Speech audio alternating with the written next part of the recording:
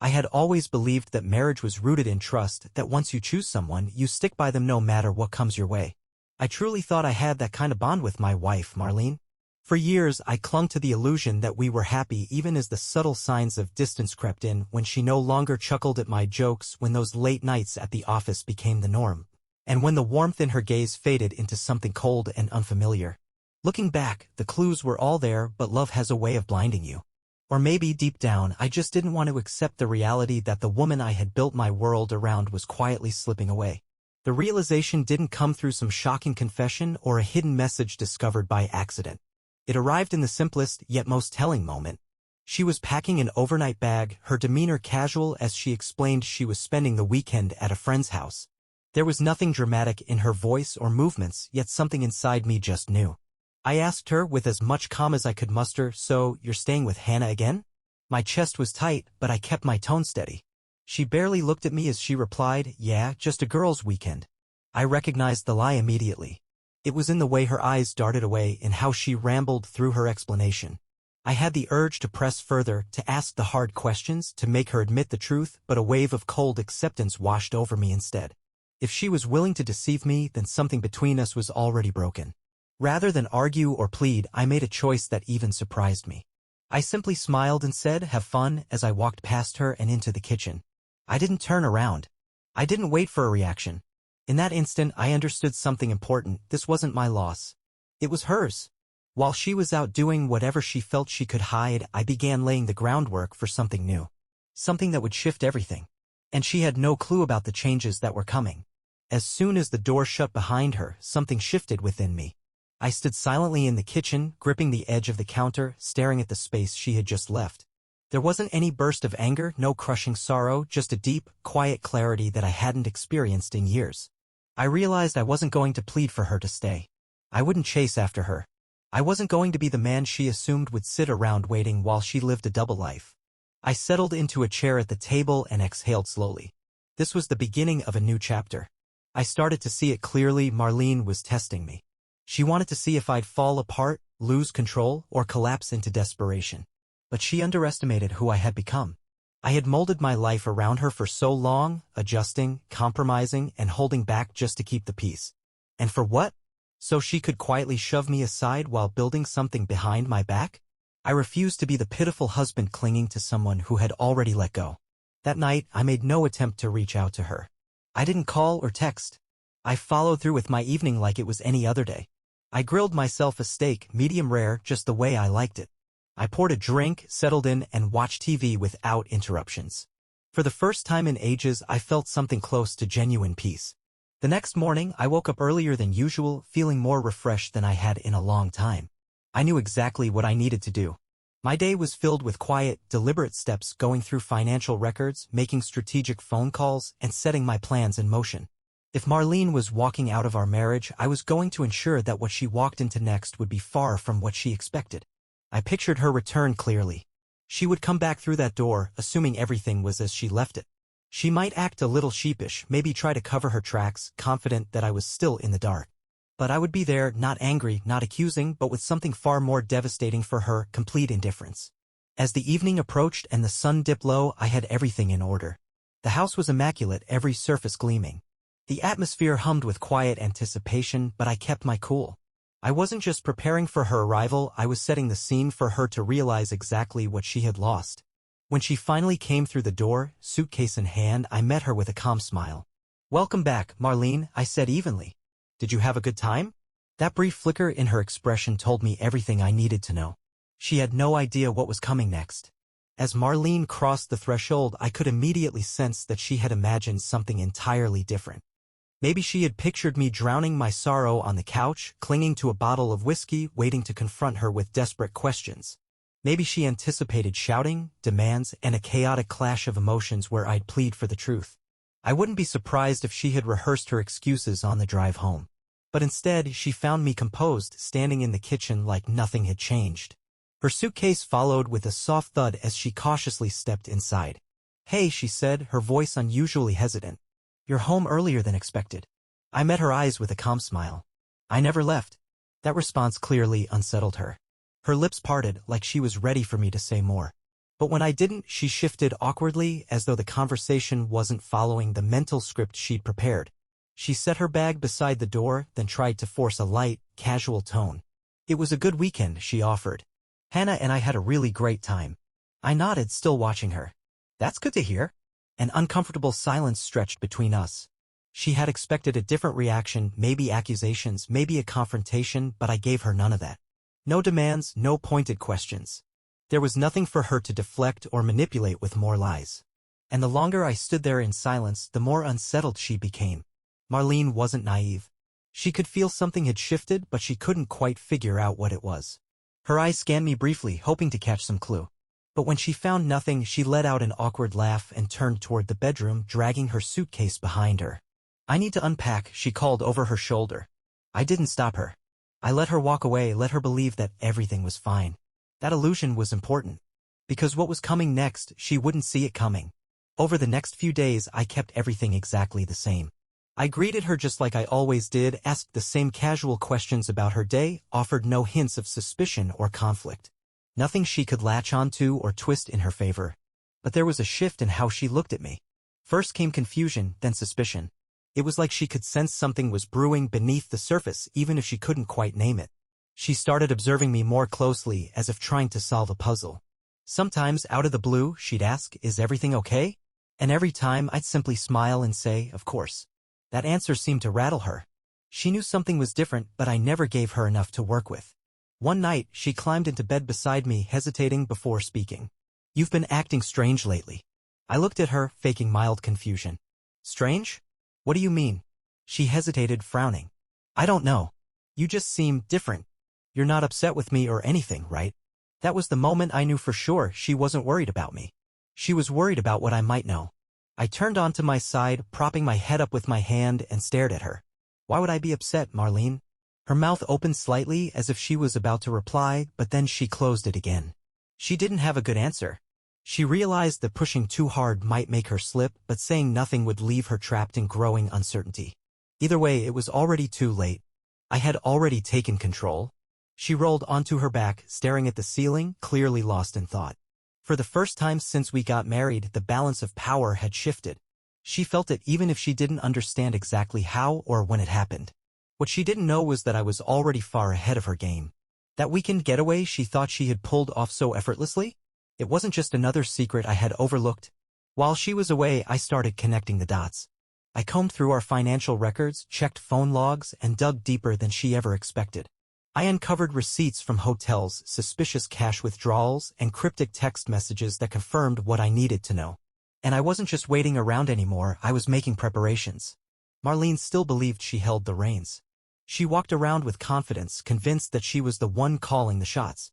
She thought she could manipulate the situation at her pace, gradually easing into some quiet exit strategy. Maybe she was even hoping to paint herself as the one who was wronged, counting on me to lose my composure first. But I had already calculated my next moves well in advance. I let her believe she was winning. She embraced that illusion, growing bolder in her lies. At first, she remained watchful, studying me, testing for any cracks in my demeanor. But when she found nothing, she relaxed. She returned to her late-night texting, assuming I was asleep. She'd slip out under the guise of errands, dressing a little too sharply for a casual meet-up with friends. And I let her do it all. Because while she was pretending to be untouchable, I was quietly gathering everything I needed. I had installed a subtle tracking app on her phone, nothing overly intrusive, just enough to confirm my suspicions. I had reviewed every line of our shared financial records, identifying purchases that had no logical explanation. The receipts weren't only for hotel stays. There were fancy dinners, spontaneous shopping trips, entire weekends she never mentioned. She was living another life entirely, convinced I hadn't noticed. One afternoon, while she was in the shower, her phone buzzed on the nightstand. I normally wouldn't have bothered to look, but something had already tipped me off. Whoever was messaging her clearly wasn't a coworker. My eyes drifted to her phone, catching just a glimpse of the message preview. It was a single line, "Can't wait to see you again. This weekend." That was all the confirmation I needed.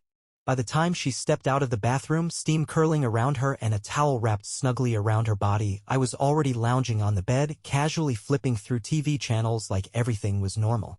I could feel her eyes on me, gauging whether I'd noticed the message. But I didn't react. I didn't even glance her way. She hesitated before grabbing her phone, swiping the screen swiftly, tapping out a reply like she thought she was being subtle. I let her believe that. Let her bask in the illusion that she was fooling me. But the truth was, she wasn't just deceiving me, she was setting herself up for a fall. My plan was already unfolding behind the scenes. Quietly, I began transferring funds, separating our financial ties, making strategic decisions that would eventually leave her with nothing. Every move was calculated.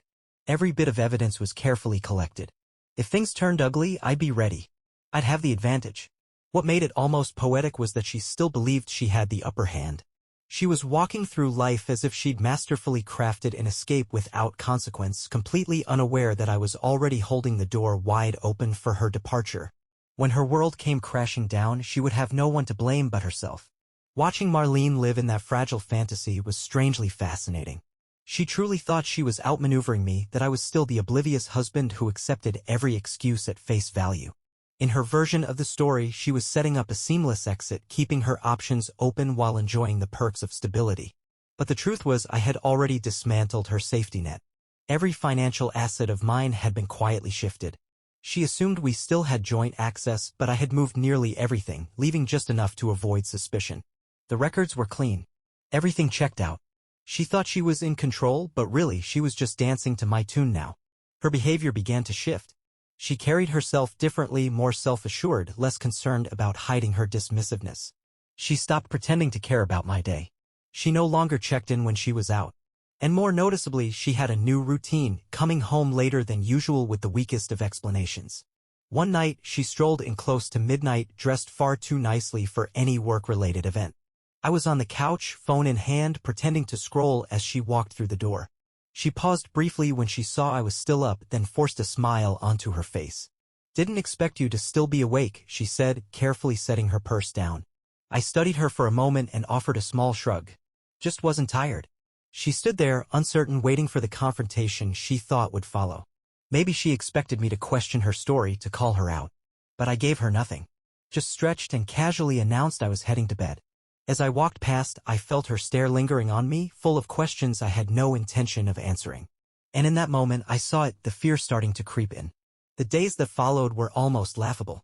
Suddenly, she was trying to be the attentive spouse again. She asked how my day was, offered to cook dinner, struck up conversations she'd long abandoned. But I wasn't fooled. It was all an act, an attempt to dig for information, to sense if I had caught on. I played the part perfectly, letting her believe she was slowly regaining control. I let her feel like she was fixing something that had been broken. But I knew better. I wasn't repairing anything, I was waiting. Biding my time. For the moment she'd realize she'd trapped herself in her own game. For the moment she'd understand she had risked everything and lost. The shift in her demeanor started subtly, like a fine crack running across the surface of glass, invisible at first but destined to splinter. Marlene's composure was unraveling, and I could see it. Her self-assurance, once ironclad, was showing signs of doubt. She began watching me more intently, searching my expressions, trying to uncover whether I knew what she'd been hiding. But I gave her nothing to hold on to. No accusations. No shouting. No signs that anything had changed.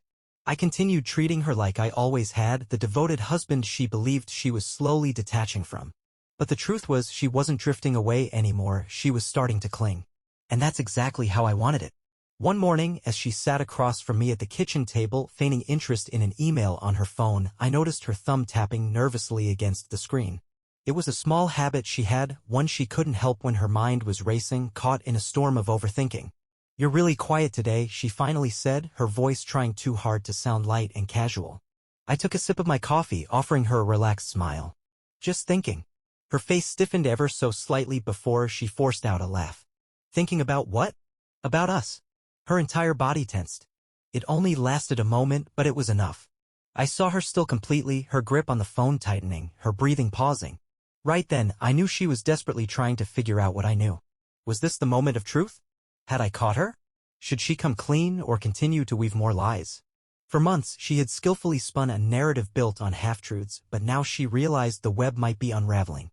She swallowed hard and gently placed her phone on the table. "What do you mean?" Leaning back, I stretched just slightly before fixing my eyes on hers. "I've been doing a lot of thinking lately. About us. About what this marriage really means." Now it was her turn to try reading me, scanning my expression for clues, wondering whether she was walking into a trap. That sounds good, she offered hesitantly. I gave her another reassuring smile. Yeah, it really is. She nodded, but her eyes betrayed her. She was calculating, wondering if my calm meant I didn't know anything at all. If I wasn't accusing her, maybe she could keep pretending. Maybe there was still time to hold onto her secrets, to make a clean escape when the moment felt right. But that was the miscalculation. She didn't see what I had planned. That evening I set everything in motion. I told her I had arranged something special for us, just dinner, just the two of us. She looked uncertain. This kind of attention wasn't normal anymore. She had spent so long investing in another version of herself, one that didn't include me, that the idea of reconnecting felt foreign. But she agreed. Refusing might raise questions, and that was the last thing she wanted. She dressed carefully, applied her makeup with intention. For a brief moment, she resembled the woman I had once believed in, the one I had chosen to build a life with. But I no longer held illusions. The restaurant I picked was flawless, sophisticated, intimate, a place that echoed memories from a time when we were still whole. As we settled into our seats, I saw her slowly begin to relax, convincing herself that her recent worries had been nothing but misplaced anxiety. Our conversation stayed light. We exchanged harmless small talk, and she even laughed at my jokes, reached out and touched my hand the way she used to. But I was watching her closely, noting every subtle shift in her expression, every flicker behind her eyes. Then, just as she lifted her glass of wine, I slid my phone across the table. She paused, set her glass down, and picked up the device. In an instant, her face lost all color. There it was. The full truth laid out in front of her, screenshots of conversations, financial statements, hotel invoices. Each one a nail in the coffin of the life we once shared. Her hands shook as she scrolled, her breathing sharp and erratic. Her eyes darted across the screen, unable to escape the mountain of evidence. Finally, she looked up at me, her lips parting, but no words formed. I leaned forward slightly, keeping my expression neutral. You didn't think I knew, did you? She was silent. Then, in barely more than a whisper, she asked, How long have you known? I tilted my head thoughtfully before replying, long enough. She hadn't seen this version of me coming. She had rehearsed different outcomes, the confrontations, the yelling, the accusations. But she hadn't imagined indifference. She wasn't ready for me to be this calm, this detached, this resolved. I picked up my wine, letting it swirl slowly in the glass before taking a sip. You don't need to explain, I said gently. I just thought it was time you knew that I know. Her fingers trembled as they clutched the tablecloth. What are you going to do? I smiled softly. Nothing. She blinked, clearly bewildered. Nothing? I nodded. That's right. I'm not going to shout. I'm not going to beg. I'm not going to fight to hold on to someone who already let go. I just wanted you to understand that I've seen it all clearly. She opened her mouth like she wanted to say something, to protest, maybe try to salvage the moment with one last spin of the truth. But nothing came. I placed my napkin gently on the table and rose from my seat. I've already taken care of everything, I said. The finances, the house, the legal side of things, it's all wrapped up. She sat rigidly. What do you mean, it's done? I held her gaze firmly. You were looking for a way out, Marlene. So I gave you one. And with that, I walked away, leaving her alone in the glow of a restaurant filled with memories she had chosen to destroy. She believed I would plead with her to stay, that I would cling to what we had, that she could continue juggling her hidden world without consequence. But instead, I handed her the exit she had been chasing all along. In that moment, she was overwhelmed with regret, haunted by every decision that had brought her to this point. I exited the restaurant, but didn't stray far. Instead, I lingered just beyond the entrance, hidden from view, allowing her space to absorb the reality of what had just happened. I could envision her at the table, staring down at my phone, piecing together the truth as her thoughts spiraled in countless directions. She had invested so much effort in building her facade, managing two lives with a confidence that now seemed foolish. But now she was ensnared by the very lies she had spun so carefully. The seconds ticked by. First 1 minute, then another.